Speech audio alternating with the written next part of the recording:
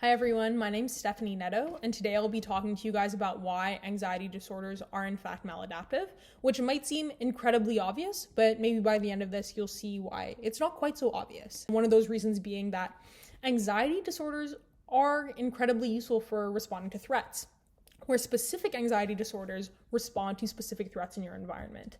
So again, the fact that we are able to, through classical conditioning models, acquire phobias, acquire fears, shows that we are very good at adapting to our environment and the threats in them, increasing our survival and our fitness. So because we're constantly under this stress to adapt to our environment, we need to find this balance between action and non-action. So when should I use my energy and when should I conserve it? Because using my energy is incredibly costly. So in situations, a survival situation, for example, where the threat is unknown, it's quite advantageous to be at least somewhat vigilant all of the time, where your proneness for anxiety, being more prone to anxiety-like symptoms and hypervigilance, allows us to be more alert to more subtle signs of danger. And the cost of not being hypervigilant in an unknown situation, at least in the survival sense, is death or injury by that unanticipated danger. So it's always better to be overprepared and to have quick responses.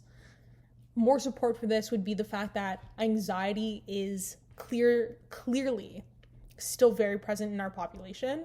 I would argue that that's a naturalistic fallacy. Just because something is present doesn't mean that it's adaptive. So we see that anxiety can undoubtedly be really great in the short term. But my problem is when anxiety reaches its extremes in both duration and severity, that's when it becomes maladaptive. If we look at this diagram, normal activity does include arousal, action, energy. So basically, in this diagram, it's anxiety. And it also includes the opposite of that. So more depressive-like symptoms where you have lack of arousal, lack of energy, lack of action. But what's important are these dotted lines. At some point for every individual, you cross a certain border where these things are no longer adaptive. And so, let's say in the example of anxiety, if you reach the extremes in symptoms, and then you also increase the time spent with anxious symptoms, this is delta T going down, you eventually become comorbid for depression. So we see long-term effects that clearly affect the individual that are quite clearly maladaptive because you're not going out of the house. You can make the argument that you're less likely to reproduce. So revisiting this idea of trade-offs, moreover, is that the cost of erring on the side of caution all the time, sure, it saves you from death or injury, but it makes you prone to false positives. So that means you have alarms going off for no reason. So you're spending this energy for no reason at all, and it's costly. And this results in anxiety-like symptoms. So overthinking, fatigue, exhaustion, right? I mean, who wants that?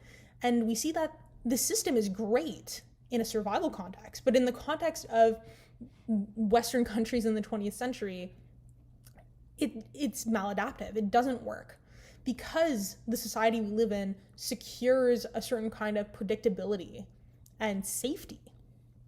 So again, it's this idea that traits, or in this case, an anxiety defense mechanism, is only appropriate for the threat in which it was built for. And in this case, the defense is inefficient. It's excessive and incredibly inappropriate, again, for the world in which we live today. Forget about these arguments. If you look at someone suffering from an anxiety disorder by itself, they are clearly not happy or enjoying their life. And I think that alone is a good enough explanation as to why these things are clearly disadvantageous with their slew of physical and psychological symptoms. Moreover, we see that these systems are incredibly prone to dysfunction and dysregulation, where 33% of people in at least North America end up with an anxiety disorder, 4% of which have severe work and social life impairment. So again, to recap, anxiety is incredibly useful but context dependent, and it's only when anxiety becomes irrational and therefore a disorder that becomes maladaptive. Thanks for listening. I hope you walked away with a bit more information as to why it's not so great.